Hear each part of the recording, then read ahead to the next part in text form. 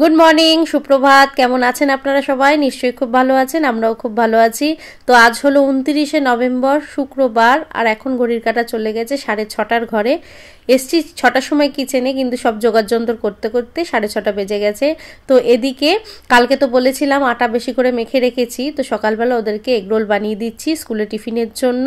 এদিকে ডিমটা ভেজে উপর থেকে পরোটাগুলো আগেই ভেজে রেখেছিলাম, ওগুলো দিয়ে দিলাম। আর এদিকে এবারে যা যা করতে হয় রোল তৈরির জন্য সেগুলো এবারে করে নেব। উপর থেকে বাবু যখন রেডি হয়ে এলো, বললো মিষ্টু যাবে না, ওর খুব শরীরটা খারাপ, ভীষণ ঠান্ডা লেগেছে। আমি আর জোর করে স্কুলে পাঠাইনি। প্রথমে একটু মেয়োনিজ লাগিয়ে নেব। মেয়োনিজটা লাগিয়ে নিলে বেশ টেস্টি লাগে।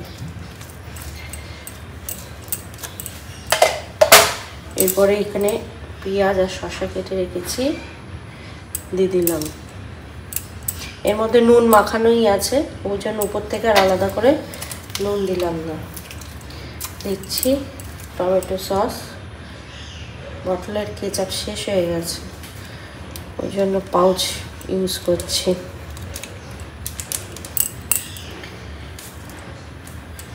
হয়ে গেছে, এবারে র্যাপিং পেপার দিয়ে মুড়িয়ে দেবো।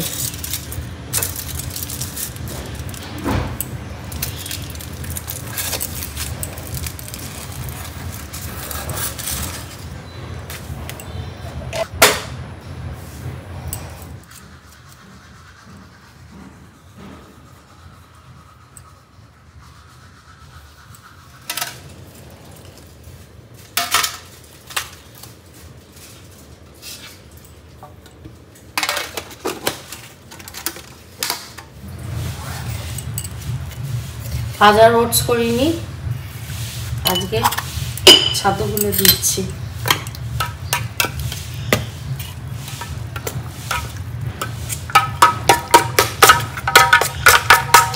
ছাতু অনেকক্ষণ পেট ভরা থাকে।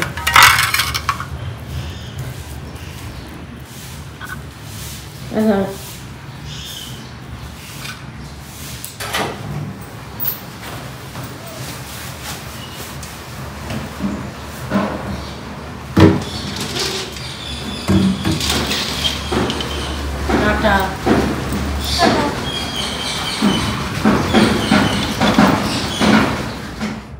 গুড মর্নিং, সুপ্রভাত। কেমন আছেন আপনারা সবাই? নিশ্চয়ই খুব ভালো আছেন, আমরাও খুব ভালো আছি। কাল আর ভিডিওটা কন্টিনিউ করতে পারিনি, মিষ্টির শরীরটা একটু খারাপ হয়ে গেছিলো, ও স্কুলেও যেতে পারিনি। তো সেই জন্য ভিডিওটা আজই সকাল থেকে আমি শুরু করছি। তো আজ হলো 30শে নভেম্বর, শনিবার। আর কাল বিকেলবেলা অল্প হালকা বৃষ্টি হয়েছিল, আর আজকেও সকাল থেকে বৃষ্টি হচ্ছে। বেশ ঠান্ডা, এই ঠান্ডাটা জাঁকিয়ে পড়ার জন্য কিন্তু বৃষ্টিটা হচ্ছে। ঘরের মধ্যে অতটা বোঝা যাচ্ছে না, কিন্তু আজকে অনেক সকালবেলা বাবাই বেরিয়ে গেছে, তো ওকে একটু ঘরের জিনিসপত্র আনতে দিয়েছিলাম, তো ওগুলো দিতে এসেছিলো। দরজাটা খুলেছি, দেখি কি হাওয়া, বুঝলাম বাইরেটা বেশ ঠান্ডা। আর বাবাইকে দেখছি সোয়েটার পরে, মানে ও সচরাচর সোয়েটার পরে না, কিন্তু ও যখন সোয়েটার পরেছে তার মানে ঠান্ডা পড়েছে, বেশ ভালো ঠান্ডা।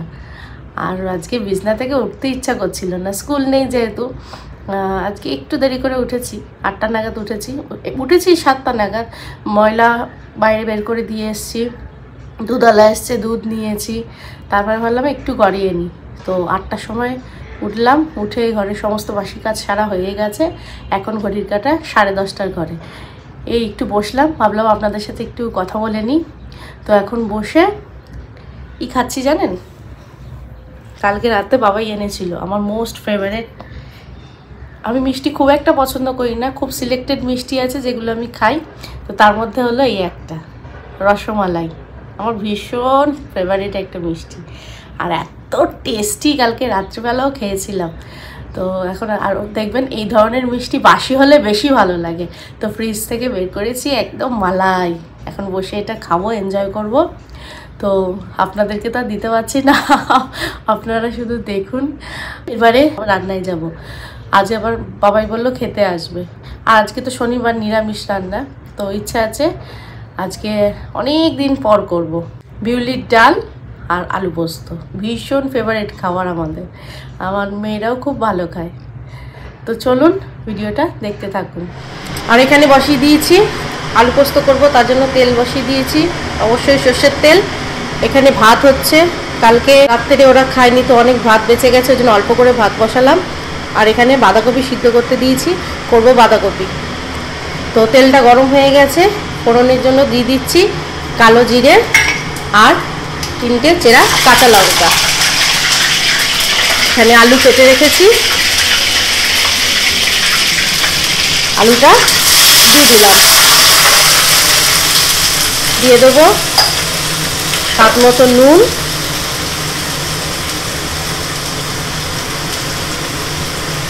আমি আলু পোস্ততে এতটুকু জল ইউজ করি না, ভাজতে ভাজতেই আলুটাকে সিদ্ধ করব।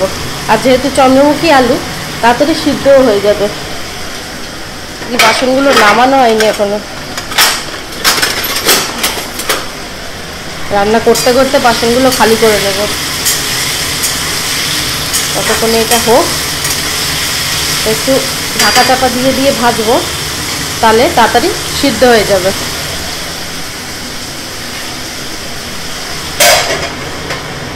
ভাতটাকেও ঢাকা দেবো, তাহলে তাড়াতাড়ি জলটা গরম হয়ে যাবে। কোথায় গেল?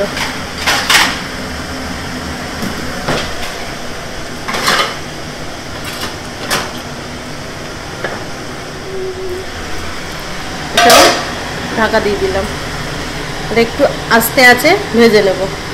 এখানে পোস্তটা বেটে নেব, প্রথমে শুকনো খোলায় এটাকে ঘুরিয়ে নেব, তাহলে বেশ গুঁড়ো হয়ে যায়। তারপর জল দিলে ভালো পেস্ট হয়, আর আগেই জল দিয়ে দিলে না ভালো পেস্ট হয় না।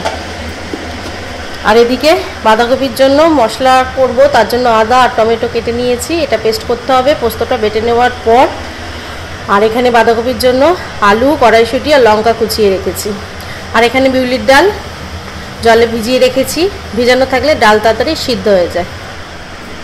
গামলা ফাঁকা করে নিয়েছি, বাসনগুলো এবারে জায়গাটা জায়গায় রেখে দেবো। ঝটপট ঝটপট করতে হবে, এদিকে রান্না বসানো আছে।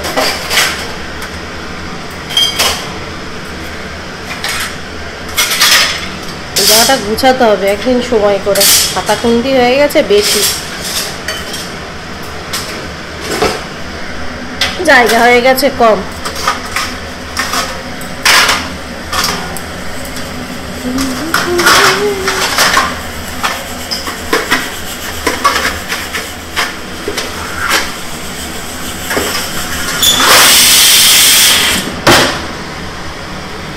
এখানে একটা সিটি পড়লো, আর একটা সিটি পড়লে বাঁধাকপিটা বন্ধ করে দেবো। হয়ে গেছে, বন্ধ করে দিলাম।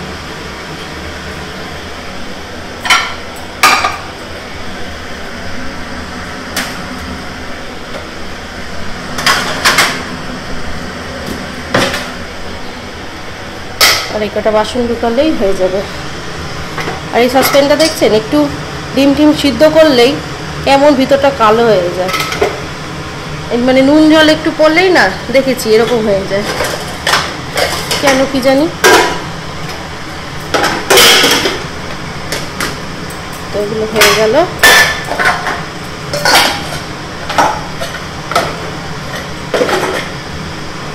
ব্যাস, বাকি কটা ঢুকিয়ে নেব।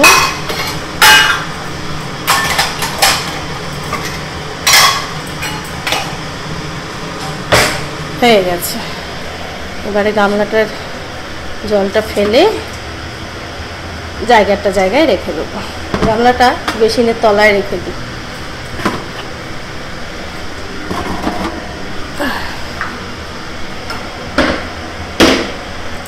পোস্তটা আবার বেটে নিই।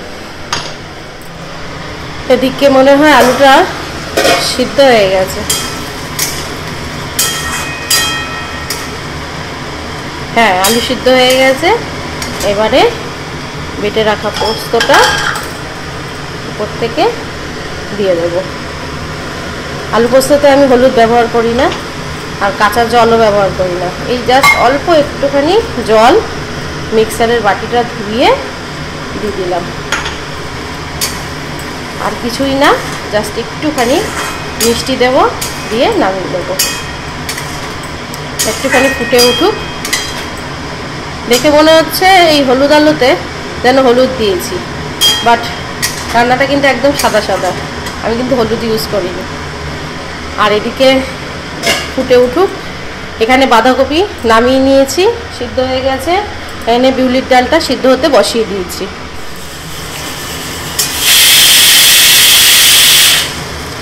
সাদা জিরে আর তেজপাতা ফোড়ন দিয়ে আলু, কড়াইশুঁটি আর কুচিয়ে রাখা লঙ্কাগুলো দিয়ে দিয়েছি। এগুলোকে এবারে অল্প ভাজা ভাজা করে নেব। তারপর মশলা দিয়ে কষিয়ে সিদ্ধ করে রাখা বাঁধাকপিটা অ্যাড করব। বেটে রাখা মশলাটা দিয়ে দিলাম। এটা আছে আদা, টমেটো আর জিরে, ধনে, হলুদ গুঁড়ো।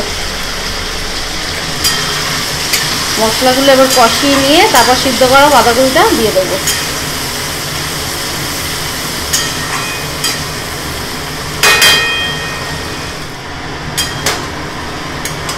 হয়ে গেছে বাঁধাকপিটা। এবারে নামানোর আগে যা যা দেওয়ার দিয়ে দেবো। দিয়ে দিচ্ছি কিছুটা ধনেপাতা, ধুয়ে কুচিয়ে রেখেছিলাম, দিয়ে দিলাম। আর দেব একটু মিষ্টি, একটু মিষ্টি মিষ্টি না হলে ভালো লাগে না বাঁধাকপি। আর দেব একটু গাওয়া ঘি।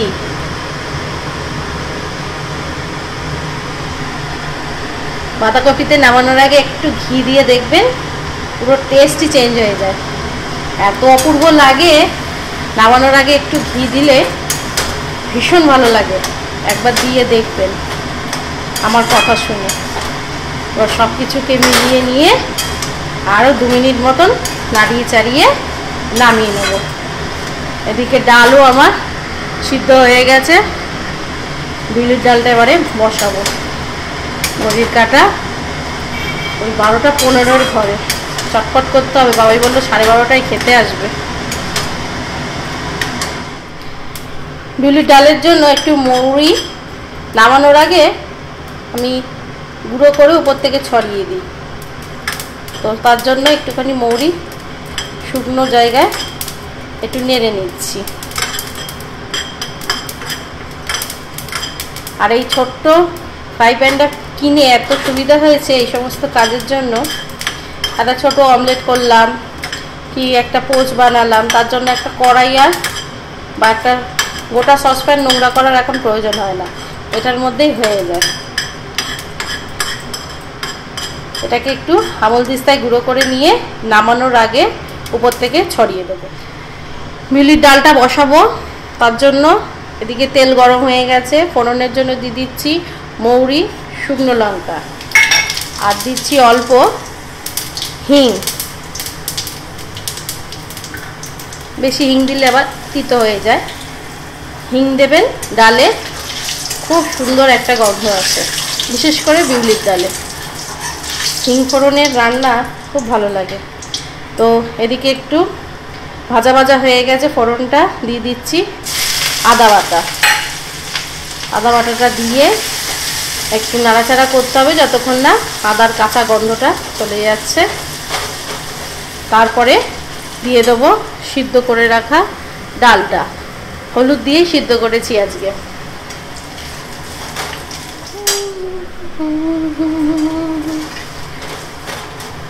আদা বাটাটা ভাজা ভাজা হয়ে গেছে। এবারে সিদ্ধ করে রাখা ডালটাকে দিয়ে দেবো।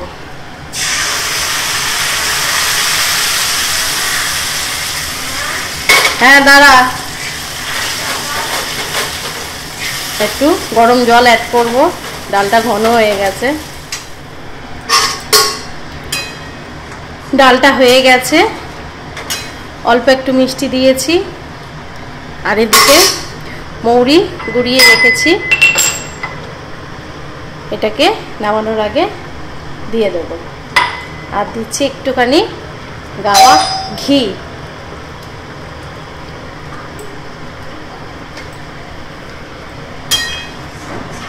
দাঁড়াও, এটাকে নাড়িয়ে চাড়িয়ে নিলাম। আর একটুখানি ফুটলে এটা নামিয়ে দেবো।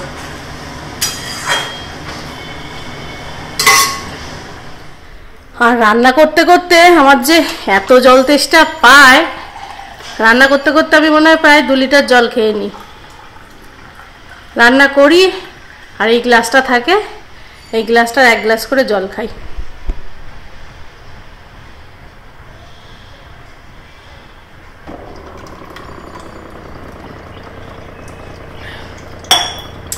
চলুন দেখাই কি কি রান্না হলো।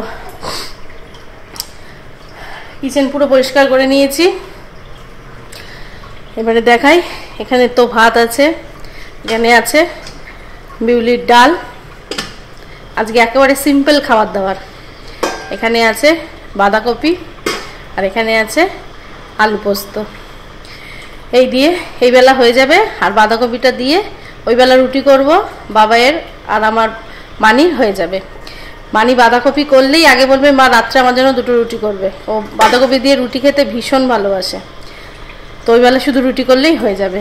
তো এই হলো আজকে রান্নাবান্না। আর ওই কটা বাসন আছে, একবারে খাওয়া দাওয়া করে যে বাসন বেরাবে মেজে রেখে দেবো।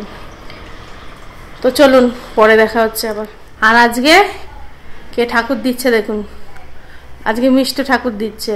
ছুটির দিনগুলো ওই চেষ্টা করে ঠাকুর দেওয়ার, শনি রোববারগুলো। গোপু স্নান হয়ে গেছে, এখন সমস্ত ঠাকুরের বাসি মালা সব খুলে দিচ্ছে। এখানে ভোগের থালা সাজাচ্ছে। জল দিয়েছিস গ্লাসে? মিষ্টি খুব ভালো পুজো দেয়।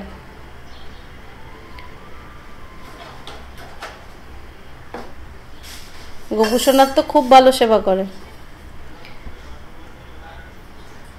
একটু তাকা।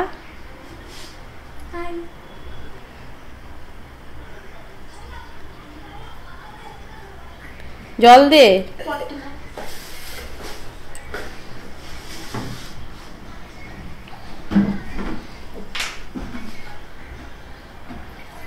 ঘটির মধ্যে তুলসী পাতা, ব্যাস ব্যাস, তুলসী পাতাগুলো ঘটির মধ্যে ধুয়ে নিবি।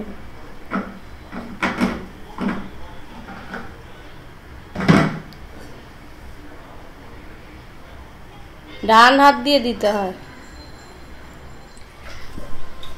এবারে তুলসী পাতাগুলো ভোগের থালায় দিয়ে দিচ্ছে। আসনগুলো নামাতে হবে। সোনামায়ের পুজোর পরে আসনগুলো যে কোথায় গুছিয়ে রেখেছি খুঁজেই পাচ্ছি না।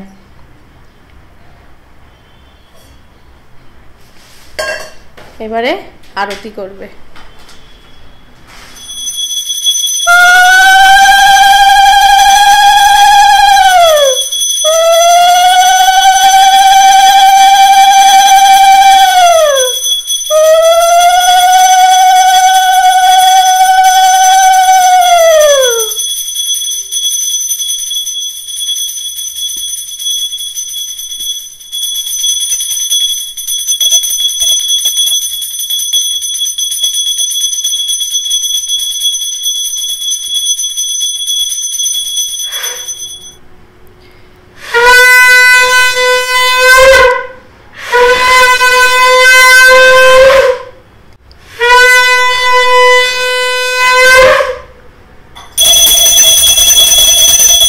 পুজো হয়ে গেছে, এবারে সব জায়গাটা জায়গায় গুছিয়ে রেখে দিচ্ছে।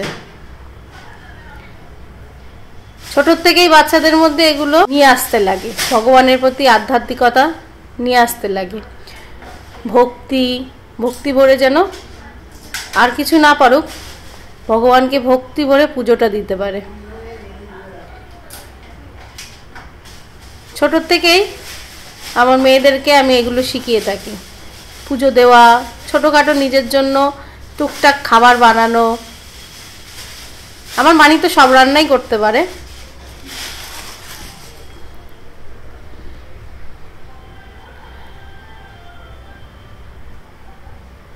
ছোটোর থেকেই আমি আমার মেয়েদেরকে শেখাই যে পুজো পাঠ নিয়ে থাকতে, নিজের কাজটুকু নিজে করতে। আজ যেহেতু শনিবার, ঘর ছাড়ার দিন, আমি বলেছি শনিবার আর রোববার করে আমি ঘর পরিষ্কার করে থাকি। তো সকালবেলা ওগুলো করে একবার স্নান করে নিয়েছি। আর সকালে বাথরুম পরিষ্কার করার সময় পাইনি, ওদের আবার স্যার এসেছিল পড়াতে। আর ওদিকে বললাম না, বাবাই বলেছে 12:30টার মধ্যে আসবে। আমাকে কেউ সময় বেঁধে দিলে আমার খুব টেনশন উঠে যায় যে আমি ওই টাইমের মধ্যে শেষ করতে পারবো তো। তো ওদিকে রান্নাবান্না করে নিয়ে তারপরে এই এখন সমস্ত বাথরুমগুলো পরিষ্কার করে পরিষ্কার করে এই শ্যাম্পু করে স্নান করে এলাম। আর আজ তো মিষ্টি পুজো দিয়ে দিয়েছে, আমার ওদিকে আর যেতে হয়নি। তো সেটাই বলছিলাম যে ছোটোর থেকেই চেষ্টা করবেন বাচ্চাদেরকে দিয়ে একটু একটু করে পুজো করানো। আপনি যখন পুজো করবেন ওদেরকে বলবেন তুই সামনে বসে পুজোটা দেখ আমি কিভাবে দিচ্ছি। তারপরে এই দেখতে দেখতে শিখবে। তারপরে একদিন ইচ্ছা করেই আপনি বলবেন আমি আজকে দিতে পারছি না, তুই একটু পুজোটা দিয়ে দে। এরকম করে আস্তে আস্তে আস্তে আস্তে দেখবেন এইভাবেই ওরা নতুন জিনিস শিখতে আগ্রহী হয় এবং শিখেও নেয় তাড়াতাড়ি। ওদের ছোট্ট মাথা তো, ওরা খুব তাড়াতাড়ি জিনিসগুলোকে ক্যাচ করে নিতে পারে, আমাদের থেকে ভালো। বেল বাজছিল, তো ওই জন্য গেলাম, দেখলাম কে এসছে।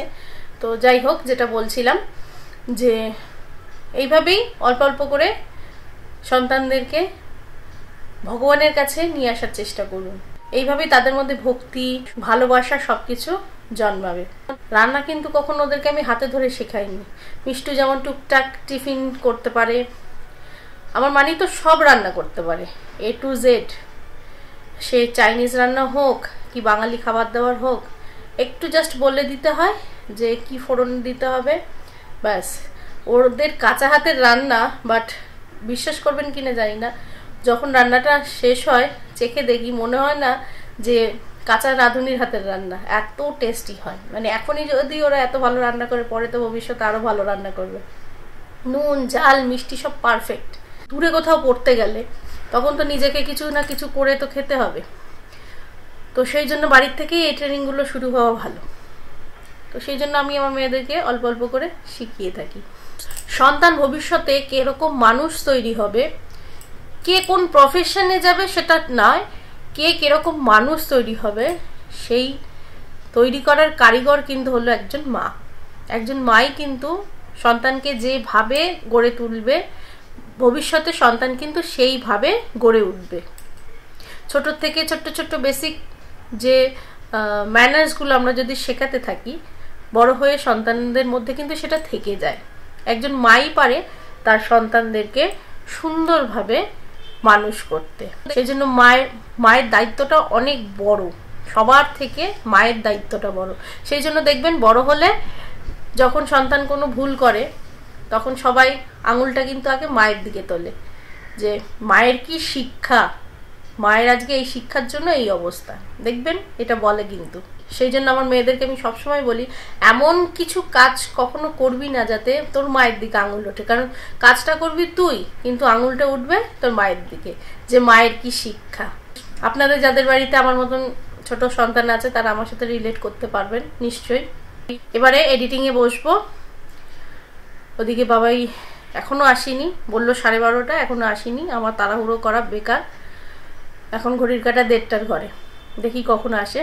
তো ও আসলে সবাই একসাথে বসে খাবো, লাঞ্চ করে নিয়ে তারপরে এডিটিংয়ে বসবো। আজকে ভিডিওটা এখানেই স্টপ করছি।